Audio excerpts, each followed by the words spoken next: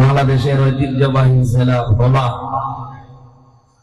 মাকরুদ্বীপ জেলা ভোলা বোরহানউদ্দিন থানার অন্তর্গত বোরহানগঞ্জ বাজার কুলসুম রহমান মাধ্যমিক বিদ্যালয় ময়দানে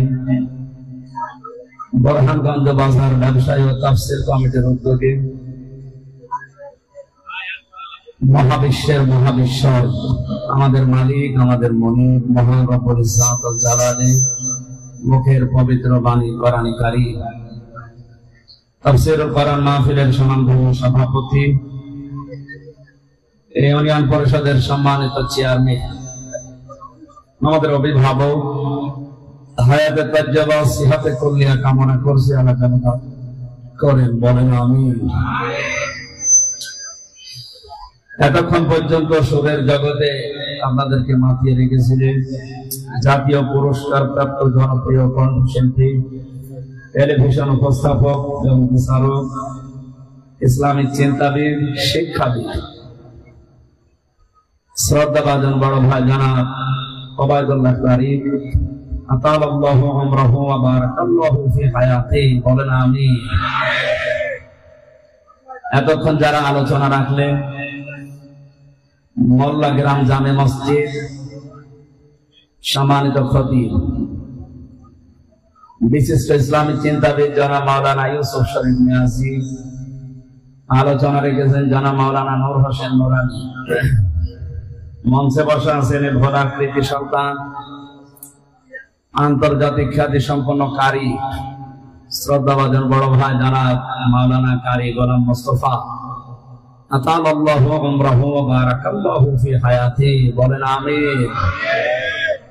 গলায় আসলে যার কথা মনে হয়, মন থেকে দোয়া আসে, এই বোরহানউদ্দিন থানার কৃতি সন্তান, আন্তর্জাতিক খ্যাতি সম্পন্ন মুফাসসিরে কোরআন, হাজার হাজার আলেমের উস্তাদ আল্লামা সাইয়্যিদ কামাল উদ্দিন জাফরি হাফিজাহুল্লাহ হায়াতে তাজ্জাবা সিহাতে কুল্লিয়া কামনা করছি আল্লাহ যেন দান করে। মঞ্চে বসা ওলামায়ে কেরাম, সামনে বসা মুসলমান ভাইরা, পর্দার আড়ালের সম্মানিত মা এবং বোনেরা, প্রশাসনের ভাইরা, প্রাণ প্রিয় ভোলাবাসী, দল মত নির্বিশেষে কোরআনের এই অনুষ্ঠানে যারা ইবাদত মনে করে এসেছে, ইবাদত যেভাবে করা লাগে ওই পরিবেশ করে কথা বলবেন না, কথা বলবেন না, অন্য যা করেন কথা বলবেন না। এই আবার কথা বলে কেন? কথা বন্ধ করেন ভাই। এই কঠিন পরিস্থিতিতে ঈমান রাখা আগুন হাতে রাখার চাইতেও ভয়ঙ্কর হয়ে দাঁড়িয়েছে। এই মুহূর্তে মহান রব্বুল ইজ্জত ওয়াল জালাল আমাদেরকে দয়া করে কোরআনে কারীমের মতো সবচাইতে বড় নিয়ামতের অনুষ্ঠানে হাজির হওয়ার তৌফিক দিয়েছেন, বলছি আলহামদুলিল্লাহ। এটা নিয়ামতের একটা শুকরিয়া আদায়ের বাক্য।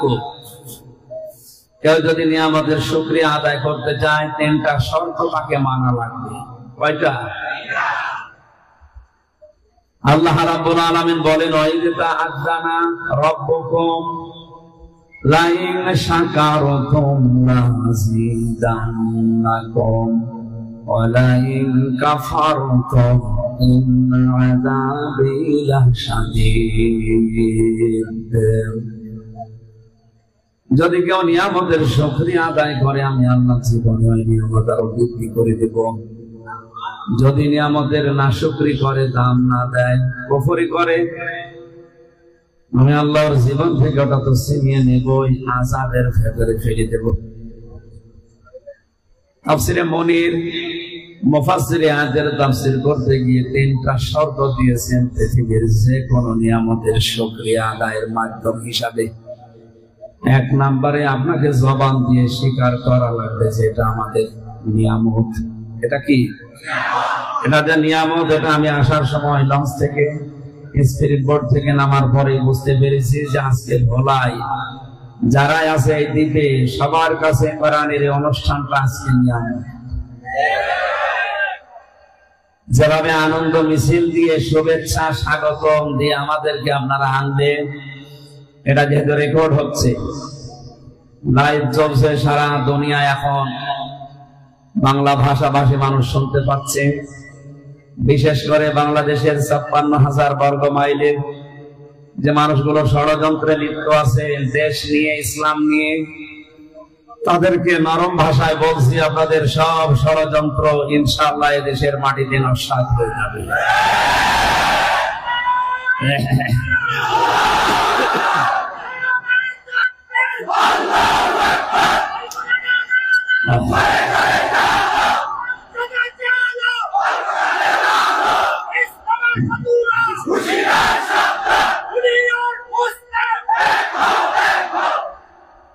ভোলাবাসী কয়েকদিন আগে 14 দলের সাথে মাননীয় প্রধানমন্ত্রী শেখ হাসিনার একটা গোপন বৈঠক ছিল। ওনার যে কথাগুলো শেষের দিকে উনি আশঙ্কা করছেন চট্টগ্রামের কয়েকটা জেলা এবং মায়ানমারের কিছু অংশ নিয়ে আন্তর্জাতিক সাম্রাজ্যবাদী যারা, এরা ষড়যন্ত্র করে স্বাধীন খ্রিস্টান রাষ্ট্র বানানোর পায়তারা করছে। ওনার শেষের যে 4-5টা কথা, দল মত নির্বিশেষে আমাদেরকে কথার দিকে নজর দিয়ে সতর্ক হওয়া লাগবে। এখন কয়েকটা দেশের উদাহরণ টেনেছেন, ইন্দোনেশিয়ার পূর্ব তৈমুর এবং দক্ষিণ সুদানের মতো কিছুদিন আগে যেগুলো খ্রিস্টান রাষ্ট্র বলে ঘোষণা দিয়েছে গণভোটের মাধ্যমে। জানেন পৃথিবীতে 228টা রাষ্ট্র স্বাধীন এবং পরাধীন মিলে 57টা মুসলমান রাষ্ট্র আমরা, আর বাকি সব ওইগুলো মনে করছেন না, ওগুলো সব তো খ্রিস্টান না। খ্রিস্টান, ইহুদি, হিন্দু, বৌদ্ধ, মাজুসি যা আছে দুনিয়ায়, মুসলমান বাদ দিয়ে ওরা সব এক। আল্লাহ তাআলা বলেন, ইয়া আইয়ুহাল্লাযীনা আমানু লা তাত্তাখিযুল ইয়াহুদা ওয়ান নাসারা আউলিয়া বা'দুহুম আউলিয়াউ বা'দ। ঈমানদারেরা কখনো ইহুদি আর খ্রিস্টানদেরকে বন্ধুরূপে গ্রহণ করবা না, কারণ এরা একে অপরের বন্ধু। ওরা উপরে হয়তো কিছু বলতে পারে, কিন্তু ভেতরে ভেতরে পৃথিবীর মুসলমানকে টাইট করার জন্য সব রসুনের পেছনের মতো এক। হ্যাঁ, আমরা যে পজিশনে এখন আছি, ওদেরকে একেবারে ছেড়ে দিয়ে আপনি সাগরে ডুব দেওয়া লাগবে, সাগরে ডুবে মরা লাগবে। এই জন্য আয়াতের কথা শেষের দিকে আল্লাহ জানিয়েছেন, ওমা ইয়াতাবাল্লাহু মিনকুম ফাইন্নাহু মিনহুম ইন্নাল্লাহা লা ইয়াহদিল কওমাল সালিমিন। কেউ যদি তাদের দিকে ফিরে যায়, আল্লাহ তোমাদেরকে ওদের মতো বানিয়ে দেবে। সালেমদেরকে আল্লাহ পথ দেখান না। এটা আয়াতের বাংলা অর্থ ছিল।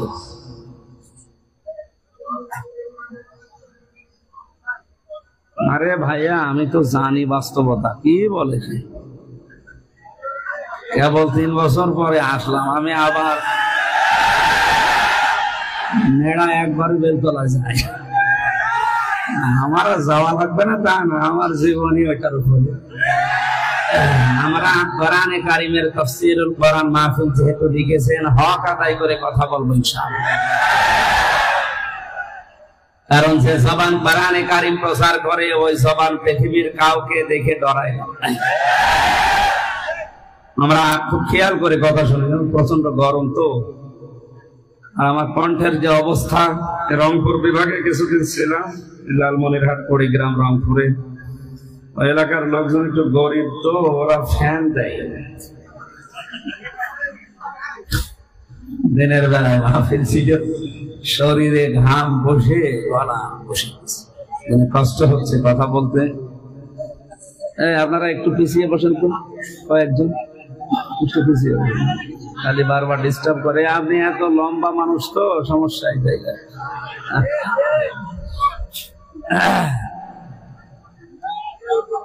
সম্মানিত ভোলাবাসী,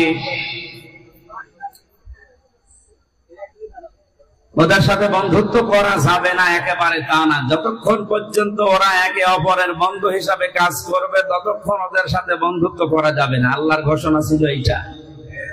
আজ আমরা বাস্তবে তো এইটাই দেখছি। কাশ্মীরকে যেভাবে অত্যাচার, জুলুম, নির্যাতন আর হত্যা করা হয়েছে, এই জায়গায় যদি আমেরিকা কথা বলতো তাহলে আমরা একটু কিছু না হলেও কিছু মানতে পারতাম। এই জায়গায় ইসরায়েলের বিপক্ষে কোনো অবস্থান তাদের নেই। আবার এয়ারবেস তৈরি করছে মায়ানমারের এদিকে, বাংলাদেশের সীমানার শেষে। প্রধানমন্ত্রীর শেষ কথা ছিল এইটা যে এয়ারবেস তৈরি করে আপনি কাকে হামলা করবেন, তার মানে ভেতরে অনেক কিছু লুকিয়ে আছে, যদিও সব কথা উনি বলতে পারেন। 57টা মুসলমান রাষ্ট্রের এখন সবচাইতে বড় ইবাদত হবে বাংলাদেশের এই ভূখণ্ডকে স্বাধীন যেভাবে আছে এটা যেন অখণ্ডতা ঠিক রেখে এর সামঞ্জস্য ভারসাম্য এটা যেন ঠিক থাকে, যেন টুকরা টুকরা হয়ে না যায়। কারণ ওদের চামড়া সাদা তো ওরা সব করতে পারে। আমি ভেতরে নাই নামলাম। এই জন্য সাবধান হওয়া লাগবে, আমাদের এখনই সতর্ক হওয়া লাগবে।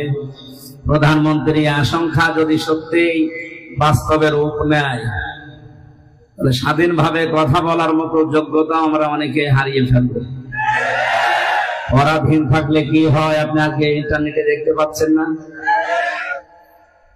সবচাইতে বড় নিয়ামত আমরা স্বাধীন, পতাকা পেয়েছি, মানচিত্র পেয়েছি। এখন সবচাইতে বড় বিষয় কোরআনে কারিমকে এই দেশের সংবিধান হিসাবে আমরা যেন পাই। কারণ 53 বছর আমরা দেখলাম বিভিন্ন আইন দিয়ে দেশটা চলেছে, কাঙ্ক্ষিত মানের শান্তি আমরা এখনো দেখতে পাইনি, আর পাওয়া সম্ভব না। কোরআন দিয়ে দেশ চললে কেমন দেখা যায় এটা দেখতে বাকি আছে। এটা দেখেছেন আপনি? দেখেন, এটা দেখতে এখনো বাকি আছে। সুতরাং কে কোন দল করেন, কোন মতে আছেন আমি জানি না। যে হাদিস পড়লাম, হাদিসের দ্বিতীয় পয়েন্টে এটাই ছিল। আল্লাহর নবী জানিয়েছেন, মান করাল কোরআনা, যে ব্যক্তি কোরআন পড়ে। আমি এই শব্দের ভেতরে 4টা বিষয় পেয়েছি। করা শব্দের ভেতরে শর্ত আছে, কোন বিষয় পড়তে হলে 4টা। কয়টা? 1 নাম্বার, ওই বিষয় শুদ্ধ করে পড়া লাগবে। এখানে পড়ার কথা কি বলেন না কেন? মান করাল কোরআনা, যে ব্যক্তি কোরআন পড়ে। আজকে চেয়ারম্যান সাহেব সহ যত মানুষ এখানে আছি, আমরা দল মত আলাদা থাকতে পারি, কিন্তু কোরআন পড়ি এ ব্যাপারে আর কোন পার্থক্য আছে? নবীজি ওই শব্দটাই দিয়েছেন। যদি কেউ কোরআন পড়ে তার শর্ত মানা লাগবে কয়টা? 1 নম্বরে শুদ্ধ করে পড়বেন গোলাম মোস্তফা সাহেবের মতো। যদিও ওনার মতো আপনারা পারবেন না, তারপরও চেষ্টা চালানো লাগবে শুদ্ধ করে পড়া। এটা নফল না ফরজ? 2 নম্বর, এটাকে বোঝার চেষ্টা চালাতে হবে। এই সিস্টেম গুলো আজ বাংলাদেশে আরো দিন যত যাবে বাড়াতে হবে। কি করে কোরআন বোঝা যায়, এই প্রতিষ্ঠান আরো বাড়ানো দরকার। প্রধানমন্ত্রী শেখ হাসিনাকে ধন্যবাদ জানাচ্ছি, 560টার উপরে যে মসজিদ বানিয়েছে। অন্তত এখানে আর যাই হোক সেজদা তো দেবে কিছু না কিছু। যদি 560টা মন্দির বানাতো শিরিক হইত। এক কথা বলে না কেন? অনেকে দল করেন না, ঠিক আছে, কিন্তু কাজটা তো ভালো, এই কাজেরও সাপোর্ট দিচ্ছেন না। সুতরাং 560টা মসজিদ বানিয়ে এই যে 7-8টা পয়েন্ট লিখা আছে প্রতিটি মসজিদের সামনে দেখবে। কিছু কিছু কাজগুলো এই মসজিদ কেন্দ্রিক হওয়ার দাবি জানিয়েছে, এগুলো যেন বাস্তবায়ন হয়। কোরআনে কারিম শিক্ষার ব্যবস্থা করা লাগবে এই মসজিদ ভিত্তিক। এই জায়গা থেকে বঙ্গবন্ধু শেখ মুজিবুর রহমান ইসলামিক ফাউন্ডেশনের মাধ্যমে যেটা করেছিলেন, আজ হাজার লক্ষ ছেলে মেয়েরা ইসলামিক ফাউন্ডেশনের মাধ্যমে কোরআন এবং হাদিসের কিছু কিছু জিনিস শিখতে পারছে। এটা আরো ব্যাপক করা দরকার। কোরআনে কারিম শুধু পড়া না, শুদ্ধ করে বোঝার পরিবেশ আরো সহজলভ্য করা দরকার। এ বিষয়ে আমরা একমত আছি না? 3 নম্বরে, শুধু বুঝলেই হবে না, এটাকে আপনি যতটুকু বুঝেছেন অতটুকু জেনে নিজের প্র্যাকটিক্যাল লাইফে মানবেন। আল্লাহ রাব্বুল আলামিন জানিয়েছেন, ওয়ালা ইয়াহুব্বু আলা তুআমিল মিসকিন, হে নবী, এতিম মিসকিনদেরকে আপনি খাবার যারা দেয় না খাবার দিতে উৎসাহ দেয় না। আমি আল্লাহ বলছি এরা কিয়ামত বিশ্বাস করে না। এখন আপনি আয়াতটা আমল করবেন কি করে? মনে করেন কারি গোলাম মোস্তফা সাহেব কোরআন পড়ছে, আয়াত একেবারে মনের মাধুরী দিয়ে সুর দিয়ে শুদ্ধ ভাবে, হঠাৎ একটা ফকির এসে এতিম অসহায় মিসকিন এসে বলছে আমি আজ সারাদিনের না খাওয়া, কিছু আমারে দেন। ওনার এই মুহূর্তে কোরআনের আমল হবে ওই আয়াতের এইটা। যদি সমর্থ থাকে কোরআন পড়া বন্ধ করে তার খাবারের ব্যবস্থা করা। আর এইটা না করে ওনার গলায় সুর আছে, যদি সুর আরো বাড়িয়ে দেয়, ওয়ালা ইয়াহুব্বু আলা তুআমিল মিসকিন, হয়তো প্রতিটি অক্ষরে 10টা করে নেকি হবে, মাস্ট বি হবে। কিন্তু আয়াত যে উদ্দেশ্যে নাযিল হয়েছিল উদ্দেশ্য পারপাস আদায় হবে না। এই জন্য ওনার উচিত হচ্ছে ওই আয়াতটা পড়া এখনই বন্ধ করে সমর্থ থাকলে কি করে তার খাবারের ব্যবস্থা নিজে করা যায়। যদি নিজে না পারা যায়, যেন উৎসাহ উদ্দীপনা মানুষকে দিয়েও ব্যবস্থা করা যায়।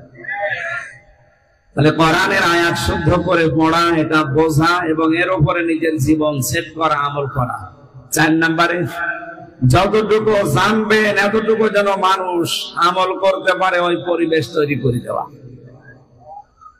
আরে পরিবেশ তৈরি করতে হলে পরের শব্দের দিকে তাকান। মান করাল কোরআন বলার পরেই নবীজি বললেন ফাস্তাযহারাহু, কোরআন পড়ার পরে কোরআনকে যারা ইজহার করার চেষ্টা করে। ইজহার মানে আরে ভাই তো নুন সাকিন আর মিম সাকিনের কায়দা স্পষ্ট। ইজহার মানে এখানে যেটা নবীজি জানাতে চেয়েছেন, আমি 33টার উপরে অর্থ পেয়েছি ইজহারের।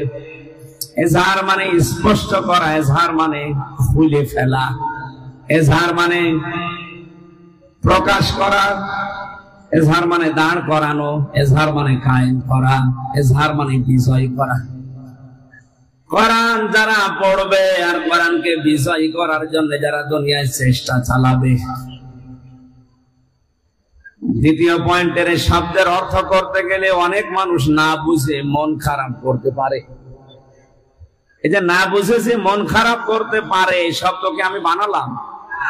বলেন 1500 বছর আগে কোরআনে কারিমে আল্লাহ জানিয়েছেন, হে নবী কিতাবুন উনজিলা ইলাইকা ফালা ইয়াকুন ফি সাদরিকা হারাজুম মিনহু লিতুনযিরা বিহি ওয়া যিকরা লিল মুমিনিন।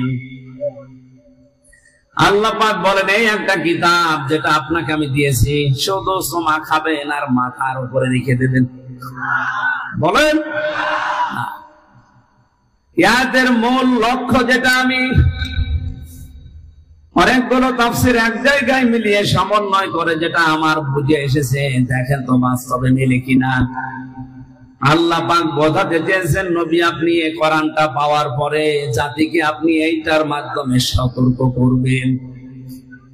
আর এটা সতর্ক করার সময় আপনার মনের ভেতরে যেন কোনো সংকীর্ণতা কাজ না করে। হারাজন শব্দের ব্যাখ্যা আছে 2টা। 1 নম্বরে কোরআন দিয়ে যখন আপনি উপদেশ দিতে যাবেন জাতির সামনে, আপনার সামনে এমন এমন মানুষ বসা থাকবে তারা আপনার কোরআনের বক্তব্য না বোঝার কারণে মন খারাপ করতে পারে। এ ধরনের মানুষ দেশে নেই।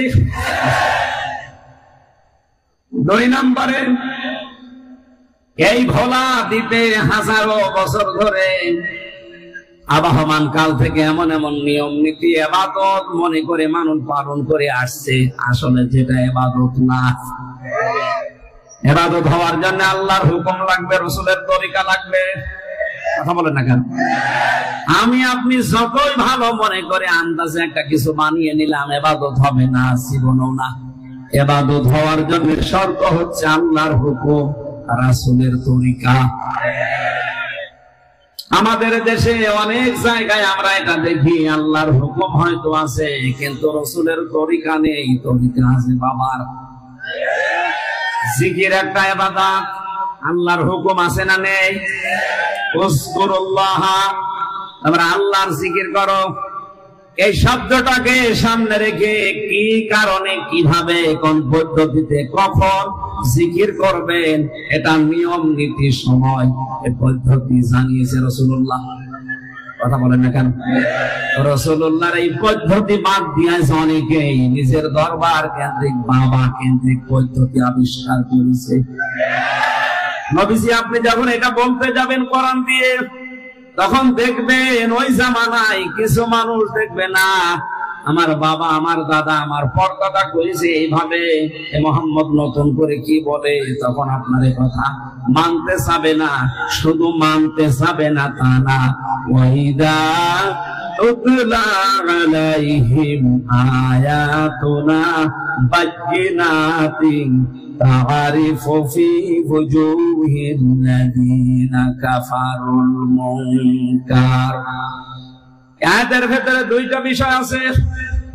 কারি গোলাম মোস্তফা আর আমির হামজা দুইটা বিষয় আয়াতের ভেতরে আমি বলছি। এক নম্বরে আয়াতুনা, তুতলা আলাইহিম আয়াতুনা, যখন তেলাওয়াত করবে আপনাদের সামনে আল্লাহর কোরআন, এই পর্যন্ত উনি যেহেতু তেলাওয়াত করেন সংসদে পর্যন্ত, আন্তর্জাতিক বিভিন্ন অঙ্গনের সুরের ঝংকার করে কোরআনে কারীম তেলাওয়াত করে মুগ্ধ করেন। আয়াতের প্রথম অংশ পর্যন্ত যদি উনি এখনো এখানে বসে বসে পড়ে, ওয়াইদা তুতলা আলাইহিম আয়াতুনা, এ পর্যন্ত। এখানে যত মানুষ আছে দল মত নির্বিশেষে, আমার মনে হয় ওনার যুবক বেলার যে কণ্ঠ ছিল এখন পান্তে কণ্ঠ নষ্ট হয়েছে। যুবক বয়সের ওই কণ্ঠ দিয়ে যদি এখানে ভালো মাইক দিয়ে সাউন্ড সিস্টেম দিয়ে পড়ে, সবাই গভীর মনোযোগ দিয়ে অনেকে বুঝতে পারলে কাঁদবে। পরবর্তী শব্দ যেটা, ওটা উনি হোক আর আমি হই, বায়্যিনাত, স্পষ্ট দলিল আর প্রমাণ যেগুলো উনি এতক্ষণ পড়েছে, ওর ভেতর থেকে আল্লাহ যেটা বলতে চায়, যেটা শিক্ষা দিতে চায়, ওটা যদি আমি বাস্তব অভিজ্ঞতার আলোকে বলতে চাই, আল্লাহ বলেন, হে নবী, কোরআন যারা বিশ্বাস করে না ওরা শুধু চোখ থাকবে তা না, দেখবেন আপনাকে তেড়ে তেড়ে মারতে আসবে। আয়াতের বাস্তবতা দেখেন তো। হারাজন শব্দের ব্যাখ্যা যেটা আপনাদের শোনাচ্ছিলাম, কোরআনে কারীম যদি আপনি যুগের জ্ঞানের আলোকে বাস্তবতার নিরিখে, সে মানধাতা বলে কি হয়েছে ওইটা না, এখন কি হওয়া দরকার সেইটা, এই অবস্থায় যদি কোরআন আপনি ব্যাখ্যা সহ তাফসীর সহ বিশ্লেষণ করেন, আপনি দেখবেন অনেক মানুষ আপনার কথা না বোঝার কারণে মন খারাপ করে বসে আছে। আমি যে ফাস্তা সাহারাহর ব্যাখ্যা করলাম বিষয়ে, এখানে অনেক মানুষের ধারণা ইজহার মানে স্পষ্ট করা, প্রকাশ করা, অবশ্য ঠিক আছে।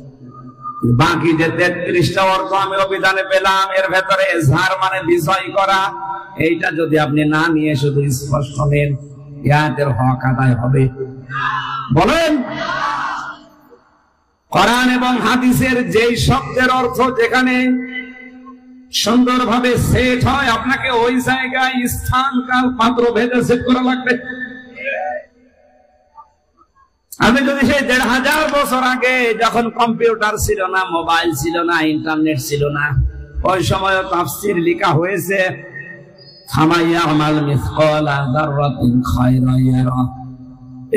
তাফসীর আপনি অন্তত 1200 বছর 1100 বছর আগে যারা লিখেছে ওগুলো নিয়ে আসেন, ওখানে লেখা আছে পৃথিবী থেকে যদি যাররা পরিমাণে ভালো খারাপ কাজ করে, কিয়ামতের দিন তাকে দেওয়া হবে। আপনি এটা পাবেন। অন্তত 500 বছর আগের তাফসীরে এইটাই আছে।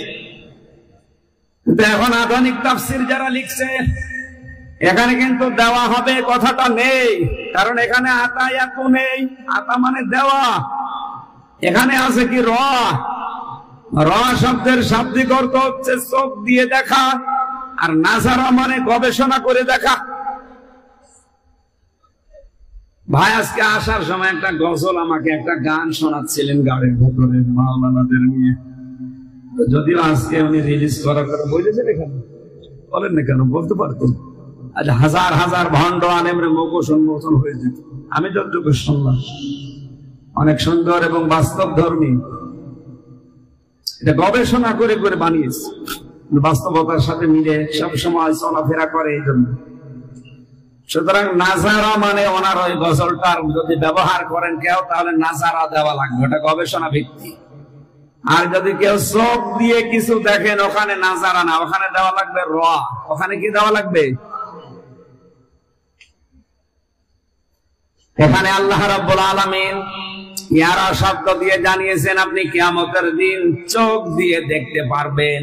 দুনিয়াতে যদি যারা পরিমাণে ভালো খারাপ কাজ যাই করেন, ভোলাবাসী একটু খেয়াল করে মিলান তো, 500 বছর আগে যখন কম্পিউটার তৈরি হয়নি, ইন্টারনেট ছিল না, ফেসবুক, মোবাইল, ভিডিও ক্যামেরা ছিল না, ওই সময় যদি কেউ তাফসীর করে মানুষকে বোঝাতো আপনি যা যা করছেন এগুলো কিন্তু ভিডিও ক্লিপ আকারে দেখানো হবে, আমার মনে হয় এই জমানায় কেউ বিশ্বাস করতো না, আর বলতো এই হামজা পাগল হয়ে গেছে। এক কথা বলেন কেন? কারণ একটা জিনিস অতীত হয়ে যাওয়ার পর ওইটা যে আবার দেখা যায়, এই সিস্টেমই তখন মানুষের জানা। কিন্তু এখন এই ভিডিও ক্যামেরা হওয়ার কারণে এই যা হচ্ছে এটা যদি 20 বছর 50 বছর পরে আবার এইভাবে দেখতে চান, কোথায় আমি আঙ্গুল উঁচু করেছি এইটা দেখা যাবে না। কথা বলে না কেন?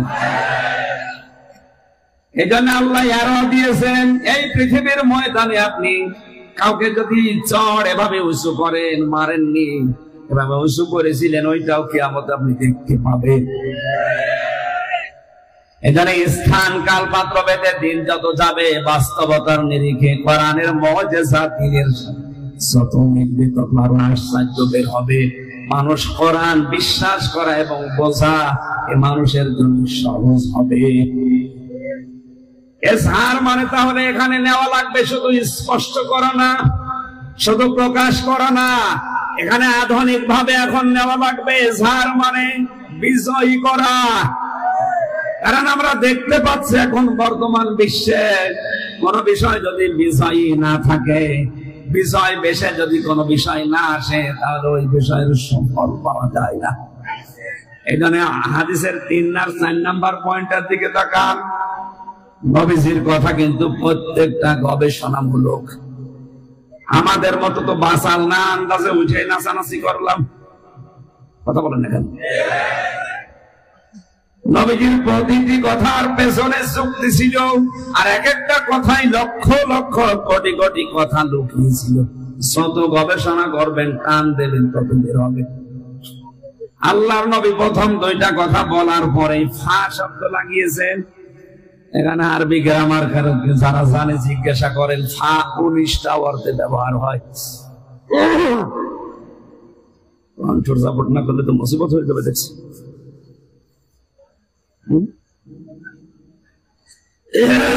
বিকালে বরিশালে আদর করে এক এনএসআই অফিসার আমার দই খাওয়িয়েছে, খাওয়িয়ে মুসিবতে ফেলে দিয়েছে। দই না খাওয়ায় ভালো ছিল, ওনার মন রাখতে গিয়ে দই খেয়ে আমার গলাটা আরো ব্যথা হয়ে গেছে।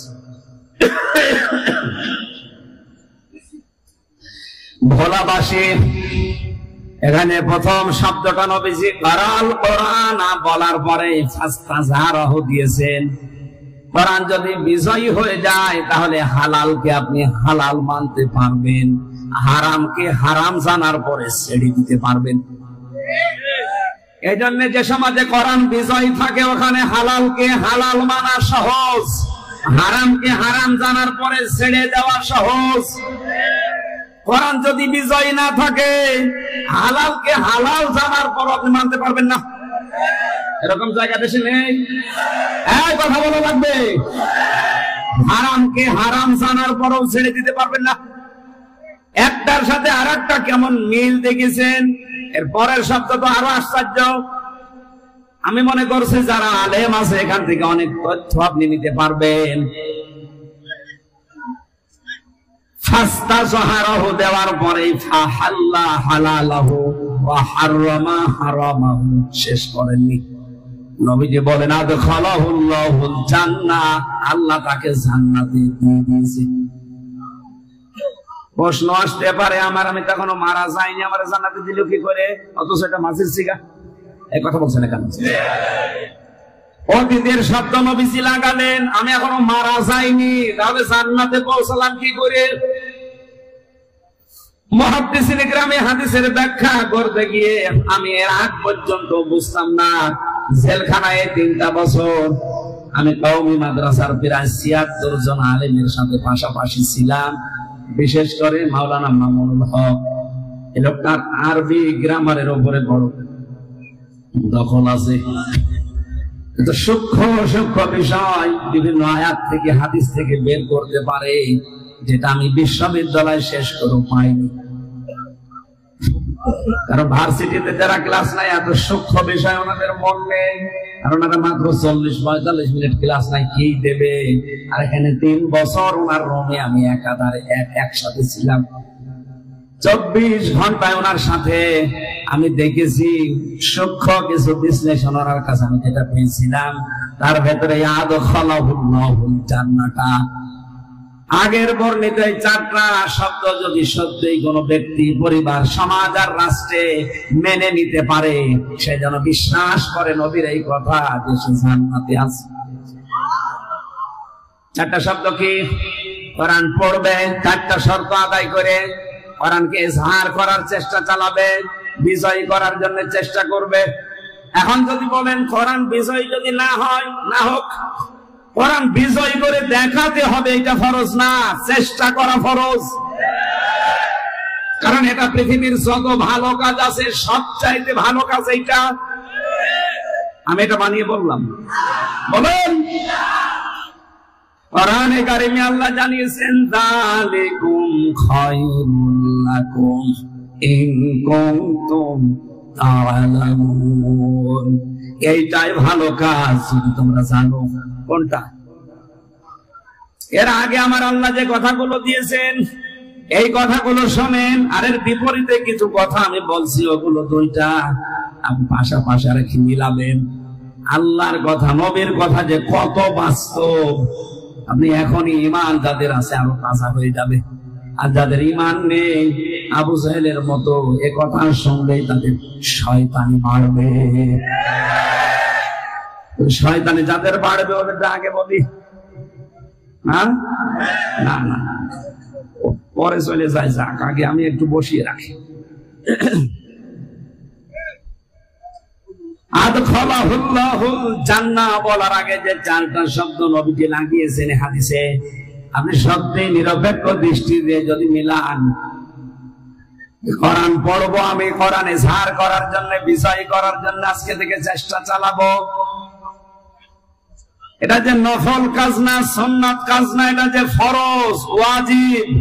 পৃথিবীতে যত ভালো ভালো কাজ আছে, সব চাইতে ভালো কাজ আল্লাহ খায়রুল লাকুম দিয়েছেন। এইটাই ভালো কাজ বলার আগে আমার আল্লাহ জানিয়ে দিলেন, তুমিনুনা বিল্লাহি ওয়া রাসূলিহি ওয়া তুজাহিদুনা ফি সাবিলিল্লাহ বিআমওয়ালিকুম ওয়া আনফুসিকুম যালিকুম খায়রুল লাকুম। আল্লাহ বলেন, আল্লাহর উপরে যাদের বিশ্বাস আছে আর রাসূলের উপরে বিশ্বাস আছে, এই 2টাকে সামনে রেখে জান আর মাল দিয়ে আল্লাহর এই জমিনে আল্লাহর বিধানকে কায়েম করার জন্য, বিজয়ী করার জন্য যারা চেষ্টা চালাবে, এটা যে ভালো কাজ আমি কি বানাচ্ছি? বলুন, এদের মর্মবাণী, মর্ম অর্থ, এর আসল বিষয় উপলব্ধি করার ক্ষমতা হয়তো এখন বাংলাদেশে আমাদের হচ্ছে না। কিন্তু যাদেরকে আপনি আদর্শ বলে প্রচার করেন যে সাহাবীরা আমাদের আদর্শ, তাদের দিকে তাকান তো। হযরতে মুআয মুহাফিজ, ওনার আয়াত বুঝেছিল, এজন্য 11 বছর 13 বছর বয়সেও আল্লাহর দিন বিজয় করার জন্য হাঁটুর উপরে, পায়ের উপরে, গোড়ালের উপরে ভর দিয়ে যাওয়ার চেষ্টা করছে। আর আমরা এভাবে বুঝি না, এজন্য হাঁটুর উপরে না, গোড়ালের উপরে না, আরো কি করে পেছন টান মারা যায় সেই চিন্তা থাকে। আল্লাহর কসম ভোলাবাসী, কোরআন যদি বাংলাদেশে বিজয় থাকে আর আপনি যদি হালালকে হালাল মানতে পারেন, হারামকে হারাম জানার পরে ছেড়ে দিতে পারেন, আপনি দেখবেন এ দুনিয়াটা, আমাদের বাংলাদেশটা 228টা রাষ্ট্রের ভেতরে একটা মিনি জান্নাত হয়ে গেছে। আর এইটাই দেখতে বাকি আছে আমাদের 53 বছরে। এক কথা বলেন না কেন? এজন্য কোরআনকে শুধু পড়া না, এটা সার করার জন্য চেষ্টা চালাতে হবে। মানে এটা নফল না ফরজ? নামাজ পড়া যেমন ফরজ, রোজা রাখা যেমন ফরজ, কোরআনে কারীমকে এই দেশে বিজয়ী করার চেষ্টা করা ওই রকম ফরজ। এইটা আজ অনেকে রাজনীতি মনে করে, দুনিয়ার কাজ মনে করে পেছন ফিরে মুখ ফিরিয়ে থাকে। ও মনে করে যে আমি কিছু জানি না। আপনি অন্ধ আচরণ করছেন। আপনার এই আচরণ, আপনার এই মনের কথা কে জানে বলেন তো? বলেন।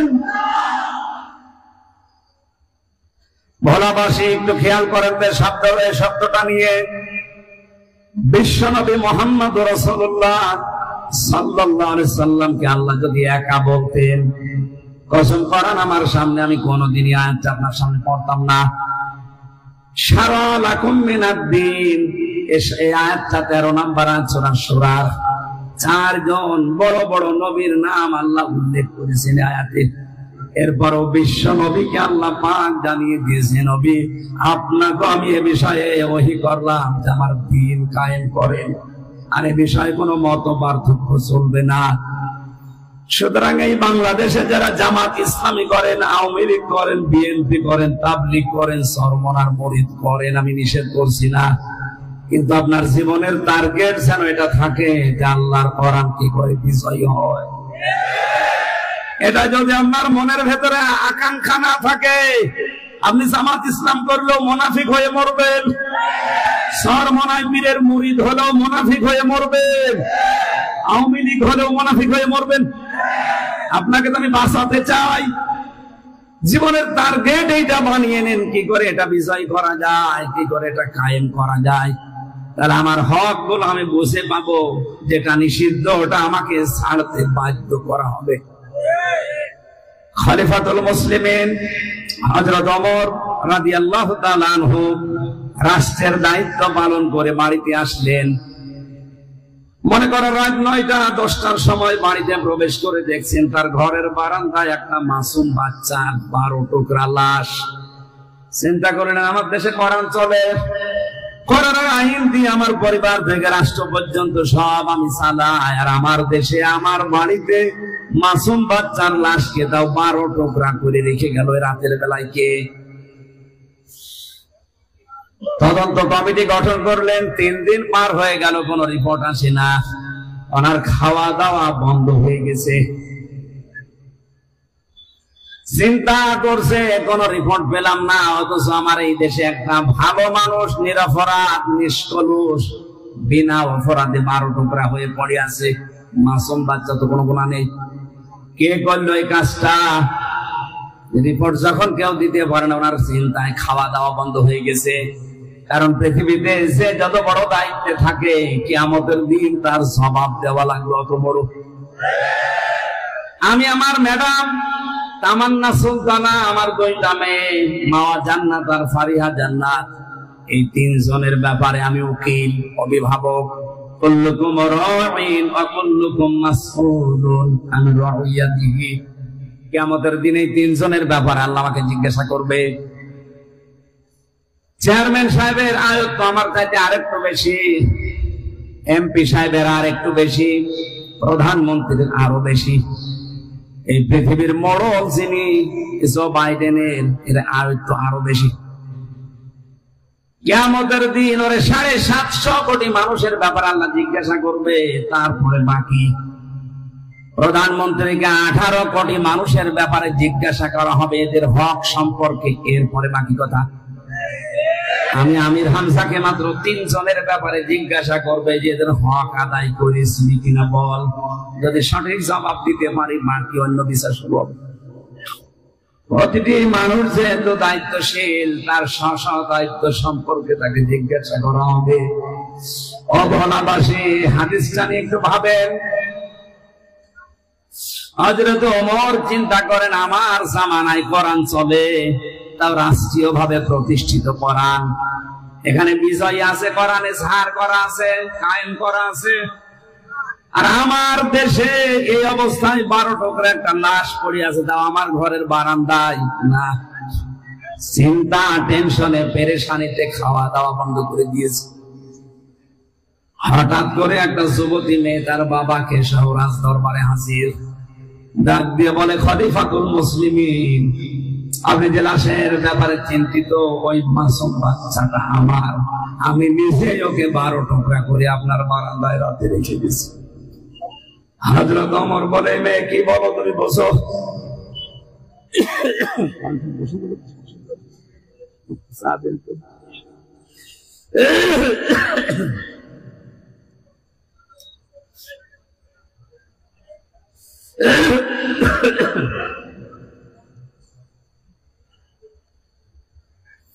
এত ঝামেলা আসলে ছিল না, জেলখানা থেকে বের হয়ে সবই স্বাভাবিক হচ্ছে, কারণ যা খাওয়িয়েছে ওইটা তো স্বাভাবিক হতে সময় লাগবে।